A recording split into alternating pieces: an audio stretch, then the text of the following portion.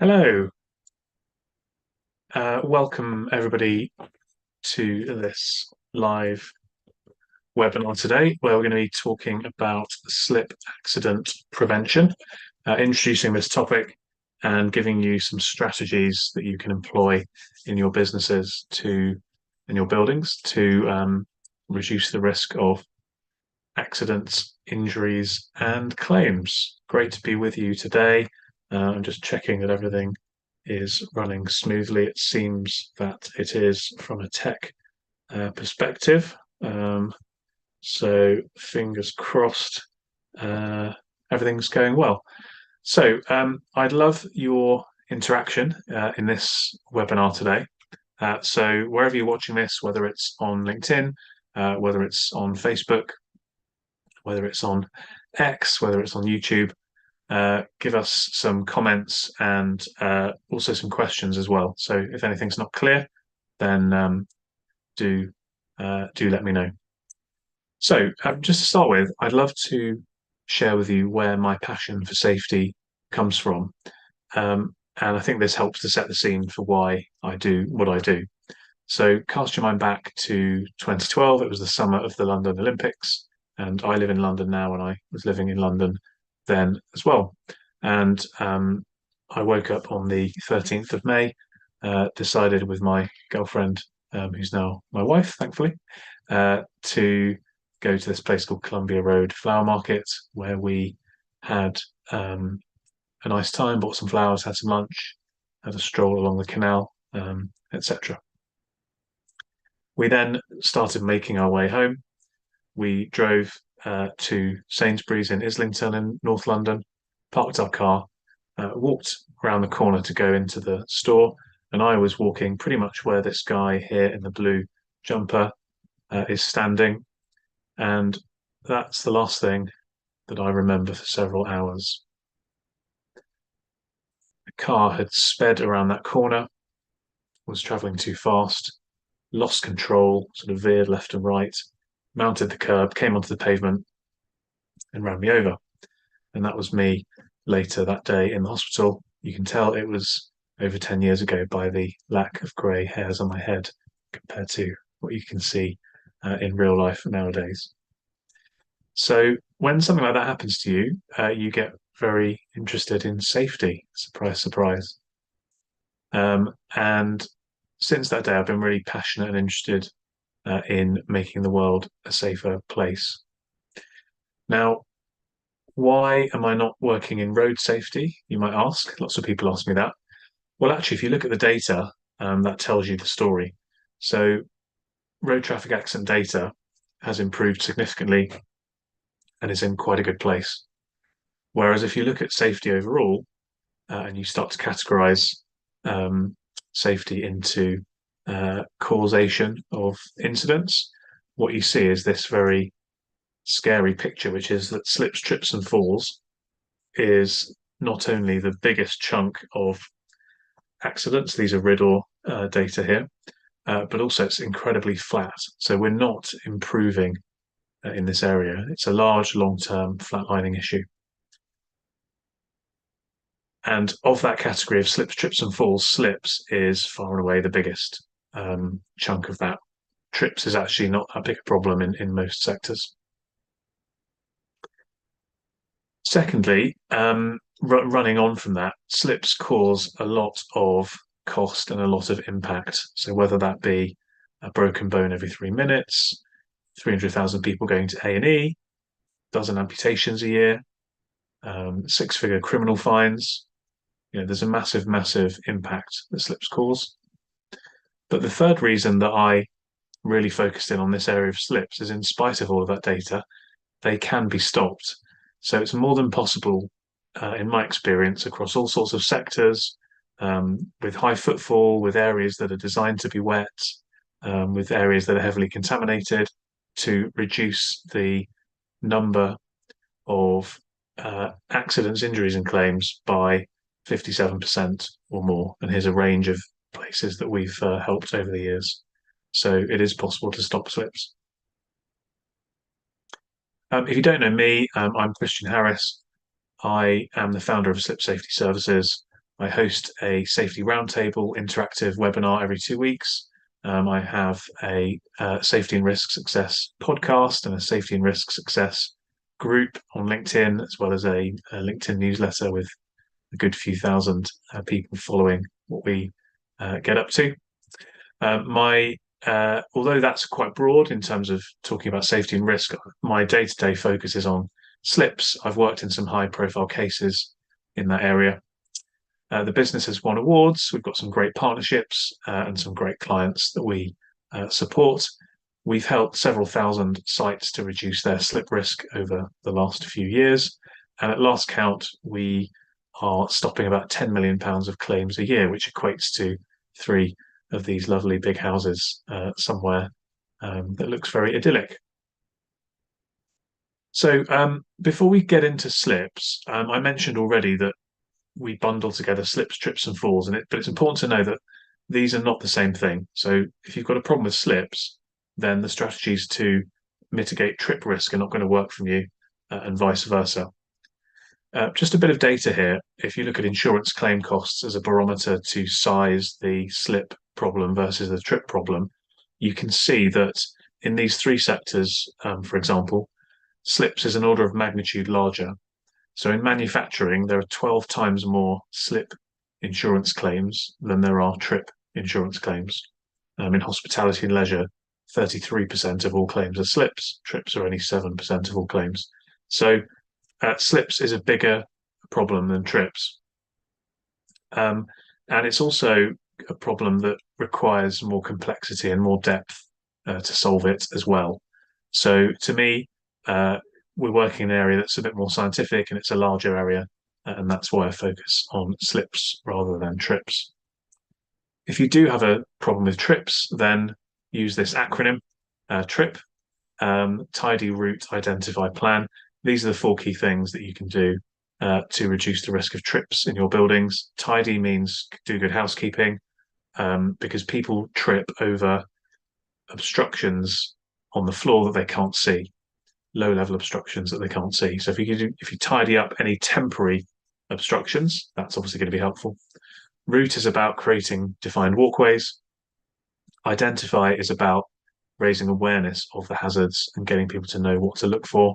And plan is about putting in place good design and maintenance. If you can do those 4 things, you can reduce your trip risks significantly and also quite easily as well. But whilst trips are simple, slips are not so simple. They are scientific. So why are slips a problem? I see 3 big overarching issues that cause us to have this issue with slips. Firstly, there's a lack of clarity. So we don't really understand the size, the scope, and the cost of the problem. Secondly, we have some mindset challenges. So we think that slips are simple, that we can't stop them, or we get stuck in this kind of compliance fog of meeting minimum requirements. As long as we put a yellow sign out, we're okay. Not true. And the third thing is that the people responsible for this, health and safety professionals, probably people like you watching this, you're very thinly stretched. You've got a lot on your plate. You're having to juggle priorities, and so you can't. When you say you can't, you don't put much focus on this issue until it's too late, and until something bad's happened. So, what does that mean? Well, it means that we have superficial controls, and that's what drives this flatlining data and the high costs. So what we need to do is to try to encourage you to look at this slightly differently. So to move away from having a lack of clarity to measuring some of the things that matter, to overcome the perception issues by ensuring we get buy-in, both from you, but also your colleagues and wider stakeholders, and to try to overcome this challenge of insufficient focus because you're busy, because you're stretched, you've got a lot on your plate, by giving you some quite pinpoint actions to do specifically in this area that will make a difference. And that's what we're going to start running through now. By the way, you can see on screen here a couple of things at the bottom left. If you're interested in a slip test, I'm going to talk about that a bit later. Comment slip test, and I'll give you a little discount for a slip test. And if you're interested in getting 5 free tools from me that will help you to stop slips in your buildings, just comment free tools and I'll send that through to you as well. So you might notice from my LinkedIn that I call myself a slipologist. What on earth does that mean? Well, it's basically trying to coin a phrase that brings together science and slips. And we have a process that we work through with our clients, which we call slipology, the science of slip prevention. And there are 5 stages to this, which you can see in this kind of pyramid. They build on one another. So you need to get the assessment piece right and then amend, which is improve, advocate, get buy-in, assure, maintain, monitor, and affirm, produce evidence. So we need to do all of those things. In the interest of time, I haven't got the ability to run through this whole thing today on this session. I'm going to be focusing on these bottom two. But the point is, unless you get the first bit right, the foundations right, the whole thing will start to crumble anyway. There's no point having evidence of stuff you're doing within that affirm bit right at the top if you haven't done the assessment right and you haven't made the right improvements and so on and so forth. So a key principle to remember and something that runs throughout the slipology 5 steps is an idea called chimes. And these are the 6 reasons that people slip. So I would say tune your chimes to stop slips. So these are the 6 areas basically that we need to work on, that we need to better understand and then take steps in which we can reduce our risk and do that as much as we can scientifically. Let me run through what this stands for, because it's kind of a mnemonic. So C is for contamination. Any floor that's clean, perfectly clean and perfectly dry is not going to present a slip risk. Unless, of course, the foot that touches it is contaminated. But if you've got a clean, dry foot and a clean, dry floor, you're not going to have anybody slipping. But as soon as we introduce any contamination, which is a barrier between the foot and the floor, that's when the slip risk can change. So we need to understand how much contamination we have, what contamination is it, how long does it take to build up, how much of it can we withstand, etc. H is for heel. This is footwear. So obviously, for a slip to occur, there has to be a foot involved, a foot belonging to a person. So footwear is controllable more so for staff than members of the public. And we need to get into the weeds a little bit here with footwear. Just because a piece of footwear is a safety shoe doesn't mean that it's slip resistant necessarily. I is for individual. These are all the human factors. So this would be age, sex, but activity is the key one. So if you're pushing, pulling, twisting, turning, if you're carrying something, if you're distracted, all of these things are going to change and increase in reality the risk of you slipping and falling. Training, signage, education all comes into this part as well, all these kind of human factors. M is for maintenance. This divides nicely into 3. Change of use, wear and tear, and cleaning. And I'll go into cleaning a little bit later, but that's a big control measure. E is environment. So this is the weather, condensation, rain, snow, all of these things, but also the built environment. So steps and stairs, ramps and slopes, entrance systems, matting, etc., lighting, noise, all of these built environment factors that can affect the likelihood of slipping. And then S finally is the surface, the floor. And it probably goes without saying that some floors are more slippery than others. But quite often we can fall into this trap of assuming that a floor is safe, but not being certain that a floor is safe. And that can get us into trouble. So those are the 6 areas of chimes. And when I present this model to people, they normally have one of 2 reactions. Either they say, oh, that's good because we're doing things in all of these areas, and those tend to be the buildings that are not having many problems. Or if I'm in a building where they are having a bit of a challenge, they normally say, oh, I didn't realize there was as much to this question of slips as this. And actually, we're probably only focusing on 1 or 2 of these. So we need to um, stop thinking of slips as simple, start thinking of them as scientific, and use this method, this model of chimes, to really drill down into the detail. Now, if we look across hundreds of buildings, we say, how does an average building perform on chimes? This is how they do, and I'll explain to you in a minute how we know this. Um, Typically, buildings are doing pretty well with heel, because where it's able to be controlled, people are controlling it. They're doing pretty well in maintenance, decently in environment and contamination, but then in individual and in surface, the areas where they have most room for improvement. So if you were presenting to me as a building that had this kind of profile, then the first thing I'd be saying to you is, right, we need to focus in on these two areas where you're lagging behind a bit. We need to try and get those up to kind of an equilibrium with the rest. And then after that, let's see what we can do to push on um, to improve all six areas as much as we can.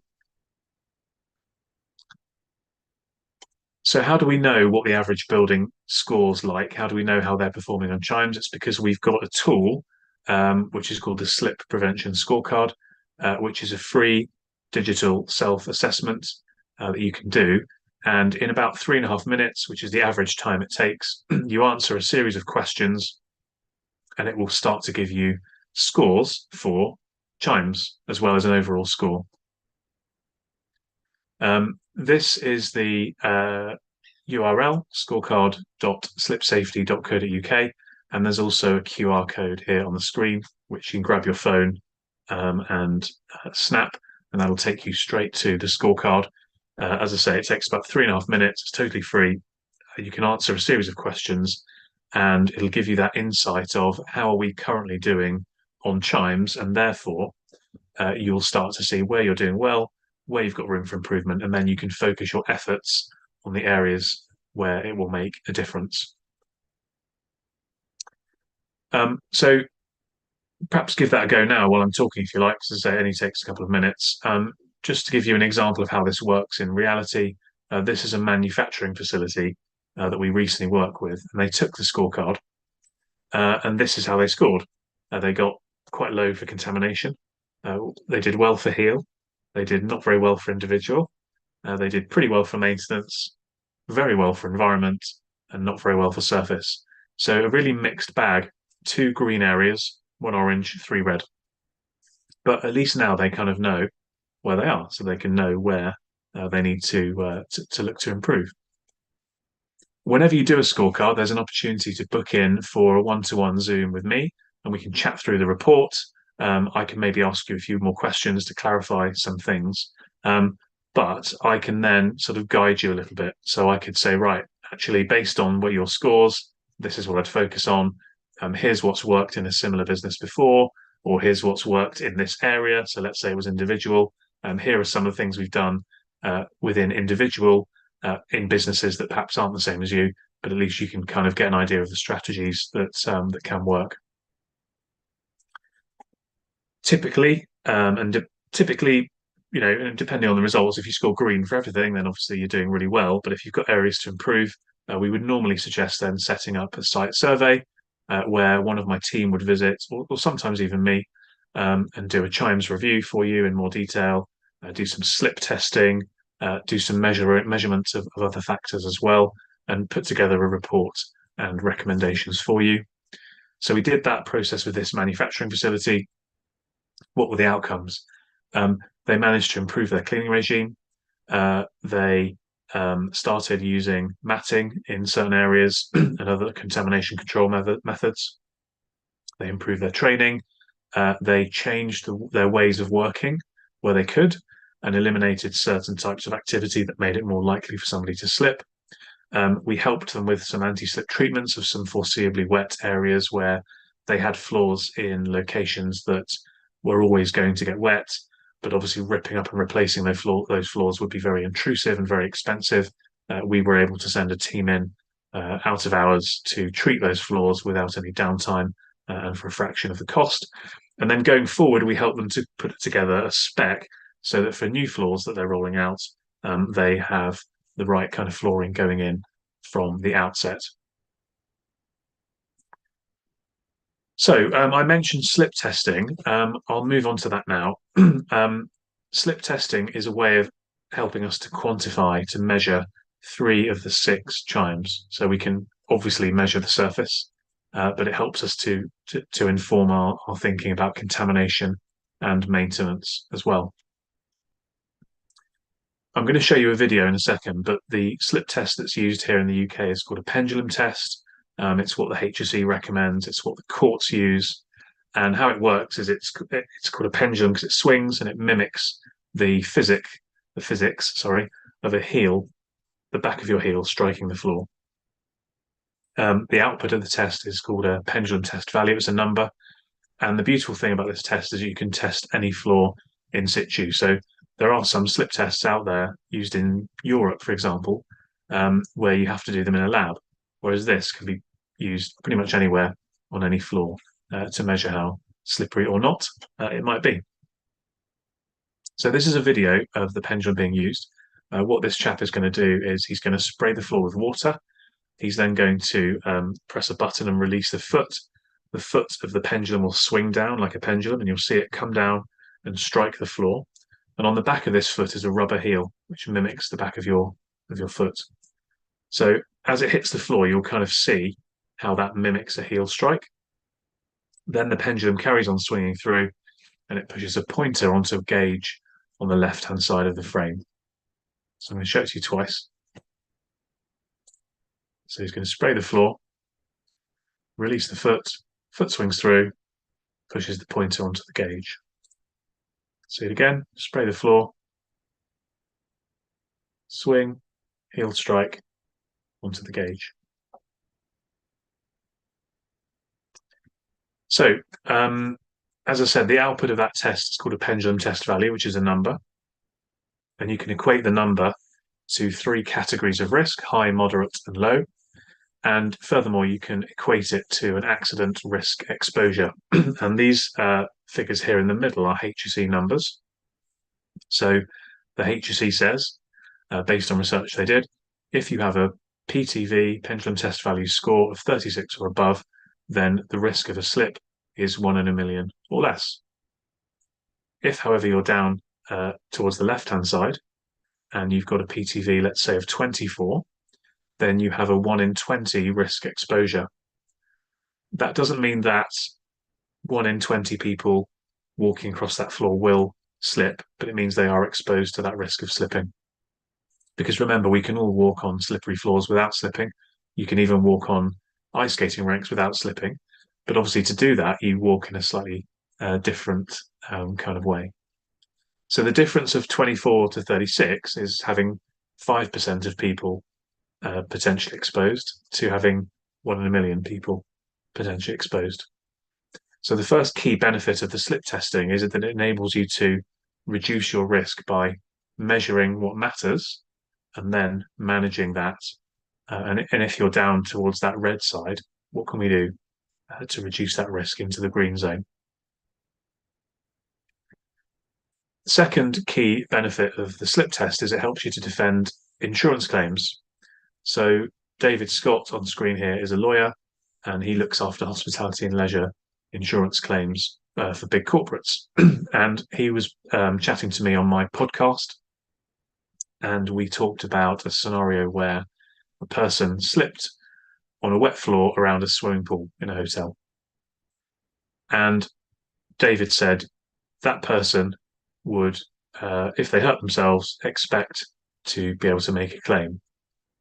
And he said no, because if you as the swimming pool operator have compliant slip test data, you should expect to defend that claim.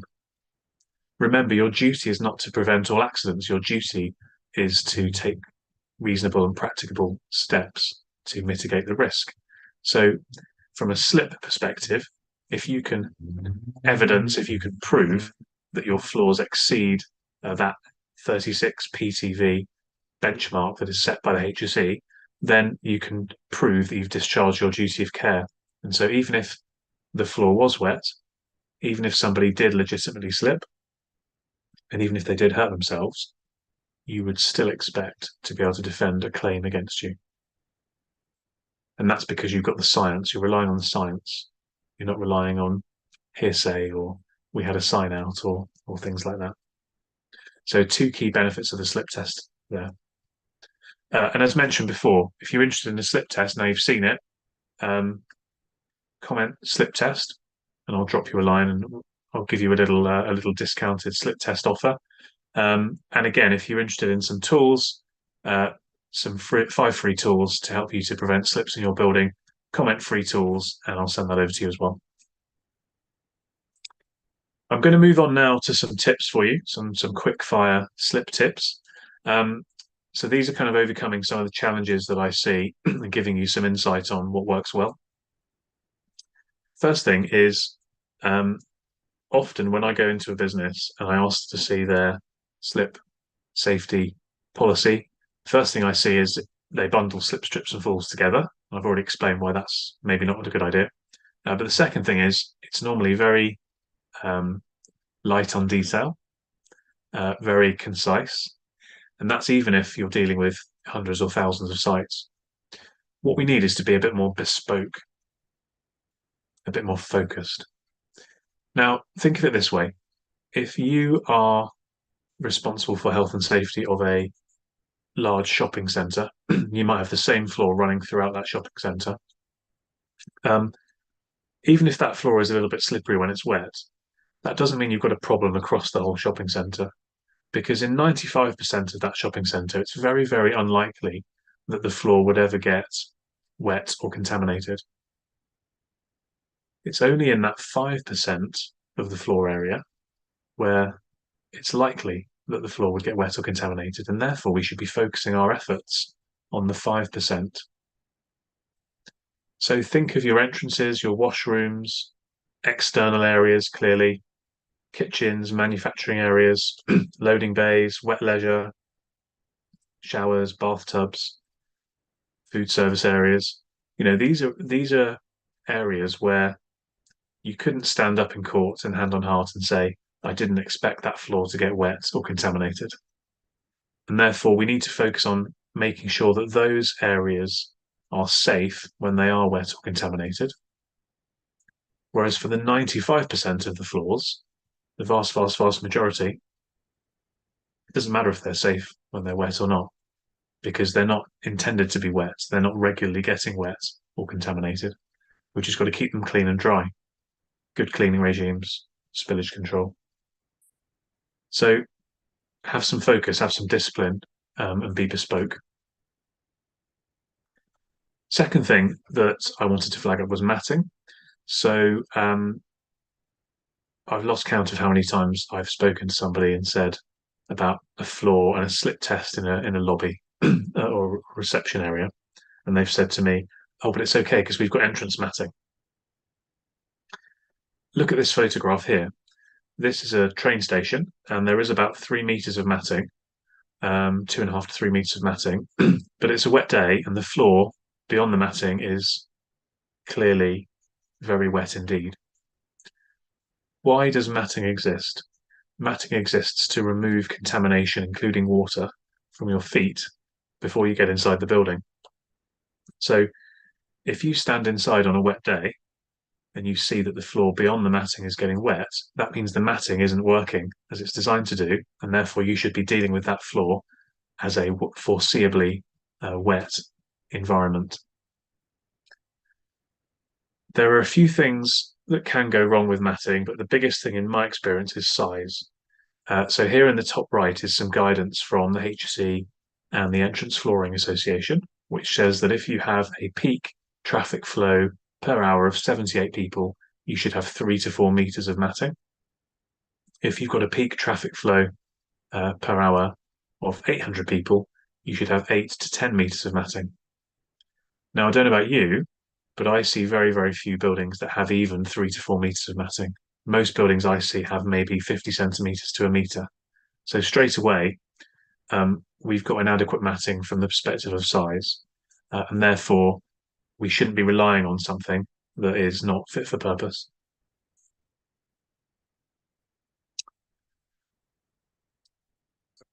Cleaning. Um, One of the things we've got to get away from when it comes to slip safety is assumption, and cleaning is a massive one where we assume. We either assume because the cleaning company's dealing with it, or the cleaners are dealing with it, or we assume because you know we know the floor gets cleaned and therefore it must be clean, right? Or it looks okay, so it must be clean. This is an example here of a photograph of a shopping centre. And if you walked in here as a customer, you'd look at this floor and you'd probably think it was pretty clean. It's only when you see what it really looks like when it's clean that you realise that it isn't very clean at all. So we've got to get away from assumption. We've got to get into science, um, testing, validating. We can use a slip test to determine how clean a floor is. We can also use something like a hygiene safety test and measure ATP or something similar to that. Obviously, we can use a visual check as well. Um, Feel free to ask me if you've got any floors that you think might not be as clean as they could be, and I'll gladly send one of my team in to come and do a little test patch like that, and we can see um, just how clean the floor is. But the difference in slip safety between a clean floor and a dirty floor can be massive. It can be the difference between being in the red zone and the green zone. Signage. Um, as it says on the screen, what would you say if I told you that the pair of feet at the top of the screen belong to a man who's about to die? And very sadly, that is the truth. Um, this man was Stanley May. He was in his local supermarket. He was walking through the store. You can see very clearly and undisputedly, um, without doubt, there is a yellow sign there. And most people would think, well, yeah, there's some water on the floor, but as long as we've got our yellow sign, we'll be okay. Sadly, in this case, the yellow sign didn't stop him from slipping. It didn't stop him from banging his head. It didn't stop him from passing away. And importantly, it didn't stop his family bringing a civil insurance claim against the co-op. And even more significantly, from a cost perspective, it didn't stop Cornwall Council prosecuting the co-op and fining them £400,000. But we had the sign out. This is what Cornwall Council said. Signage alone is not an adequate control. Proactive measures must be taken to either prevent floors becoming slippery or precluding public access. So, in other words, if you know that floor's wet, just putting a yellow sign out isn't enough. That area should have been, if it couldn't have been uh, kept safe when wet, and that gets back to the slip testing and how safe your floors are when they're wet, then you need to stop people being able to walk on that contamination. So that aisle should probably have been closed off, not just a sign put out. There are only two times that you should use one of these yellow wet floor signs, and I sometimes get accused of putting yellow floor sign businesses out of work. That's not the case because we still need to use them, but only in two specific cases. The first case is when we are doing our proactive, pre-planned cleaning. So if we are cleaning a floor, we are introducing risk because we're making that floor wet, and therefore we should be using signage during the time of the cleaning. So that might be 30 minutes, let's say. The other time that we not only could use a sign, but should use a sign, is immediately after a temporary, unforeseen spillage. And we should put the sign down, then we should deal with that spillage and dry the floor, and then remove the sign. So in that instance, the sign should only ever be on the floor for perhaps 5 minutes. If you're using yellow signs any other time than this, that is a symptom that you've got a problem that you're not addressing the root causes of. Terrible English, but you know what I mean. If you feel whenever it's slightly cloudy or wet outside, you're having to put a yellow floor sign out in your entrance, that suggests that you know that the floor is going to get wet beyond the matting, so the matting is inadequate, not fit for purpose, and therefore you should be dealing with that floor and trying to make that floor safe when it's wet. Because remember what Cornwall Council said: if it can't be made safe to use when it's wet, then access should be precluded. Now you can't close down your entrance, and therefore your only real option is to try and make the entrance safe to use, even when it's wet. And I talked about assumption when it came to cleaning. The other assumption we see a lot of is the assumption that floors look safe and therefore they must be safe. So here are three recent examples of this fallacy. This floor is actually in a hospital, and it was put down because they wanted to wheel stuff up and down these stairs and create a ramp. So they chose some checker plating because it's textured and it looks anti-slip. And then they felt like it wasn't very slip resistant. Upon slip test, this floor, because it's quite new, is not slip resistant. It's very slippery. Checker plating looks textured, it looks anti-slip, and sometimes it can be, but sometimes it isn't. So this is an example of a floor that looks anti-slip, but it never was. Here we've got an example in a factory where they make spices, where if you walk in, you see this resin floor and it looks anti-slip. If you go near the skirting boards, under the shelving, and you feel the floor, just rub it, touch it with your fingers, your hand, it is as rough as sandpaper. But if you go into the middle of the floor where I was standing when I took this photograph, it's smooth. So that floor was anti-slip, but it's worn away, it's changed over time, but it still looks anti-slip. To look at it, you would say it's anti-slip. When I looked at that floor, when I walked in, I thought that floor was anti-slip. Then I started rubbing my foot over it, and then we did some slip testing, and we realized that it wasn't anti-slip, but it looks anti-slip. So there's this illusion of safety. And this illusion of safety continues when it comes to the cleaning of floors. So this is another example of a floor where you can see night and day from an aesthetic perspective, but it was also night and day from a slip perspective as well. A leisure centre. Oh, we're okay. We've got anti-slip floors. Okay, let's slip test it. As we found that floor, the risk was 1 in 20 when it was wet. Once it was cleaned properly, effectively, efficiently, to the right standard, the risk was 1 in a million, even when it was wet. So that shows you the difference that's possible with cleaning and the buildup of contamination. But it also makes the point that you can't assume a floor is safe just because of how it looks.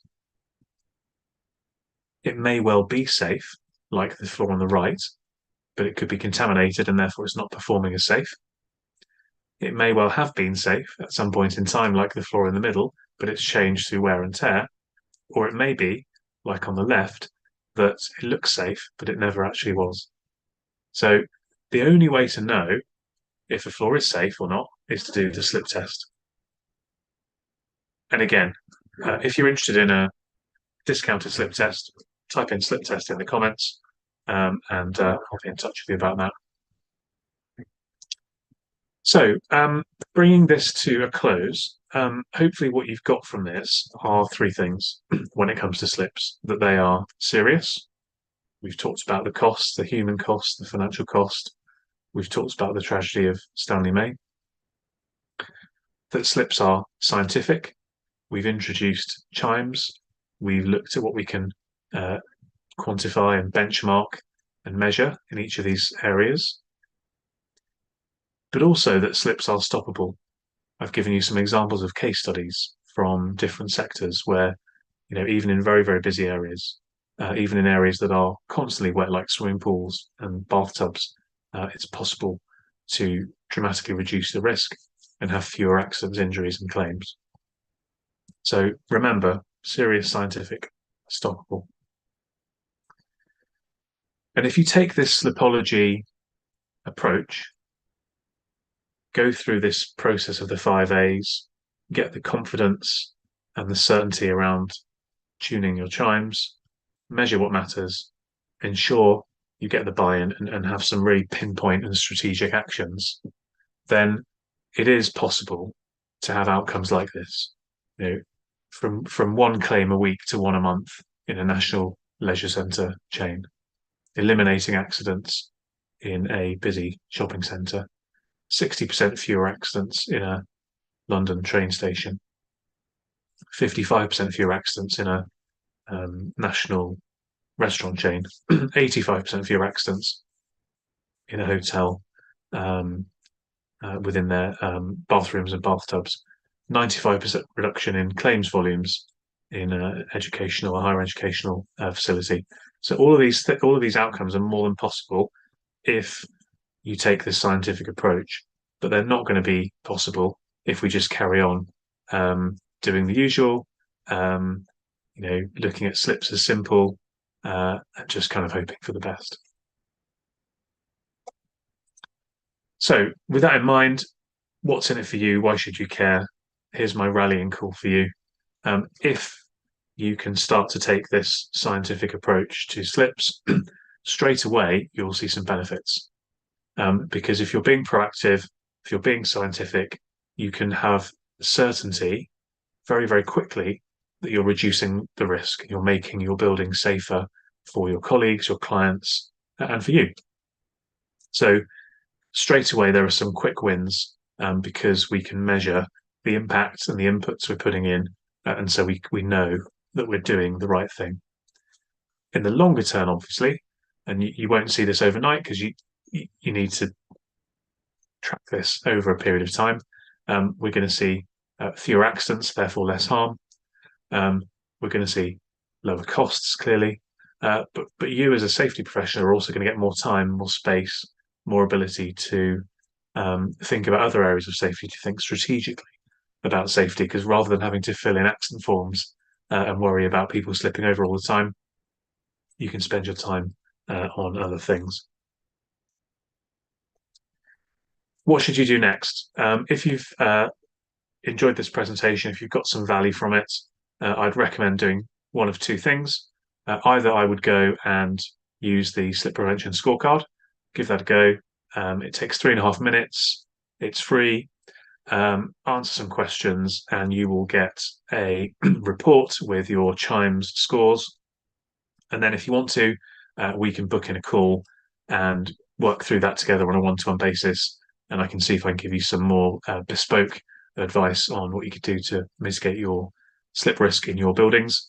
The other thing I'd love for you to do is, if we're not already connected, hit connect with me on LinkedIn, or at least follow me.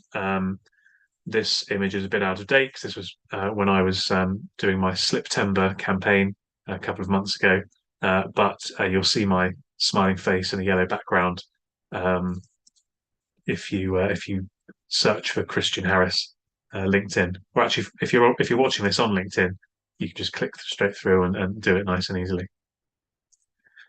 So, summing up then, thank you for joining me today. Firstly, I hope you've got some value from it. I'm happy to take any questions if you want to put questions into the chat.